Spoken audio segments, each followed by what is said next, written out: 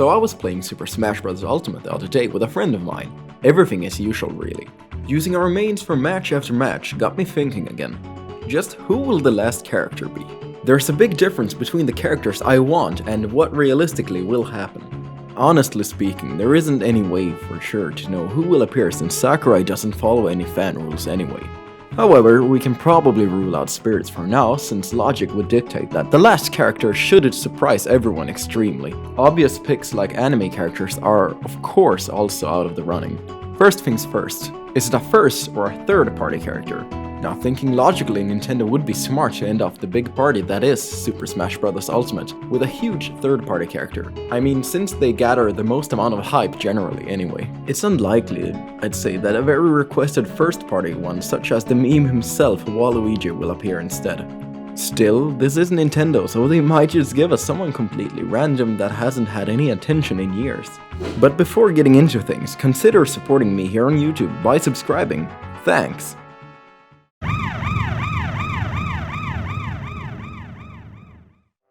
Among the likely candidates, as I see it, are Rayman, given the strong Ubisoft partnership in recent years, and as well as the natural fit for the character in terms of movement, and moves such as gliding, ranged fighting using his arms and legs, or even the head. I think a good source of inspiration also comes from his appearance in the fan game Super Smash Flash 2.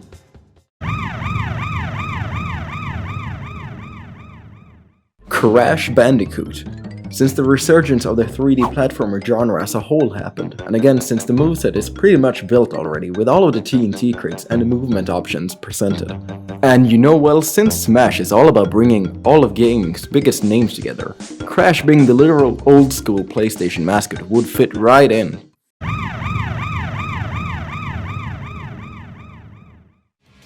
Dr. Eggman. Since Sega and Nintendo also have been on a strong partnership as of late, and because of the Sonic series being criminally underrepresented. Also, if Sakurai gave Sephiroth a chance, then Eggman can get it too, don't you think?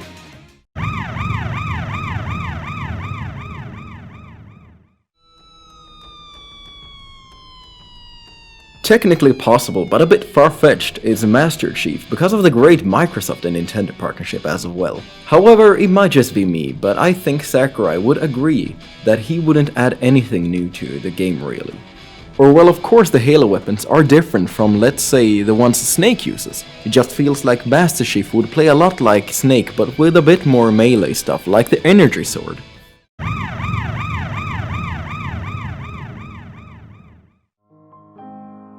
Sora.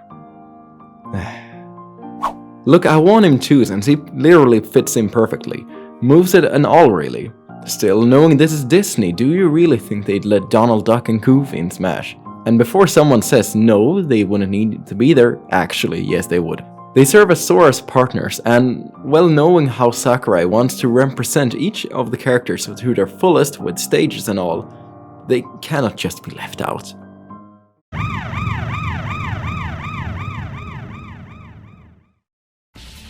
Then there's Dante. He can absolutely work and doesn't feel weird at all. And going by the Marvel vs. Capcom moveset, he would be a speedy powerhouse similar to Cloud.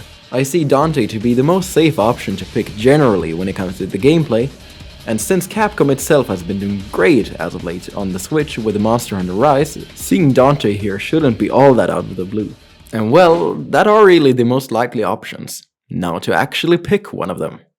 The final character for Super Smash Bros. Ultimate will most likely be Crash Bandicoot. Hear me out, Crash has an incredibly diverse moveset opportunity. He has world fame, he has been requested for ages, he has loads of content to base stages, music and even background characters from. Really, it all comes down to the big success of the Insane Trilogy and it bringing attention back to the 3D platformer genre, after decades of it being essentially only Nintendo keeping the ship afloat.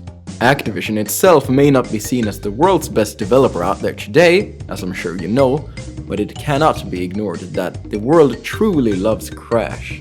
Crash 4 might have sold less, which has its own reasons for doing so, but the fact of the matter is that the fans and the internet can't shut up about Crash, and they're absolutely in their right to do so.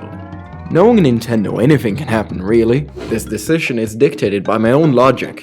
My view is both from a gamer as you all, and a game development student with some knowledge of the inner workings of the business decisions game companies make.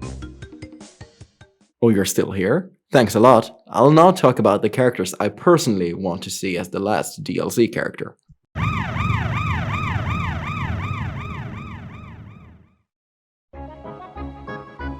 Getting straight to the point, the character I wanted the most, even through the Smash 4 ballot, is none other than the lovable toy, Geno. Unoriginal maybe, but not without reason. As a European, I got to experience the classic Mario RPG Legend of the Seven Stars game a lot later than most of the world, since it never was released here. Still, from the very first time I played it all those years ago on the Wii, I fell in love with Geno. He's simple, heroic, straightforward, and it's all around cool.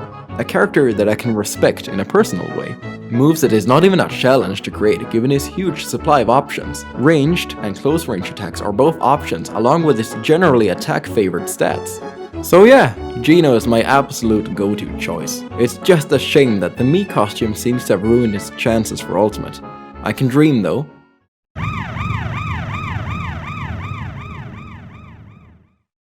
Second character I would love is Paper Mario.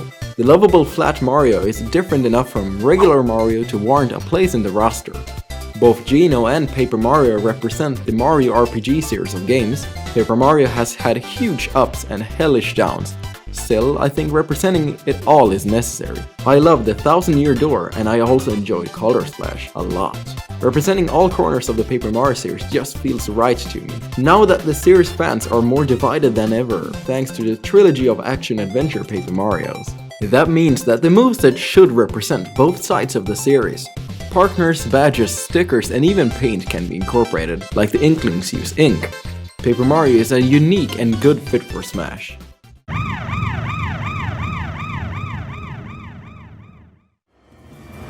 Lastly, just for fun, I would love someone from the Resident Evil franchise. Knowing fully well that again it wouldn't add all that much to the games in terms of a new playstyle, I would love to see Chris, Leon, or even Albert Wesker join in. Heck, Jill would be amazing as well to get more female representation. Just like with Dante, Jill, Chris, and Wesker's moveset is heavily based around Marvel vs. Capcom.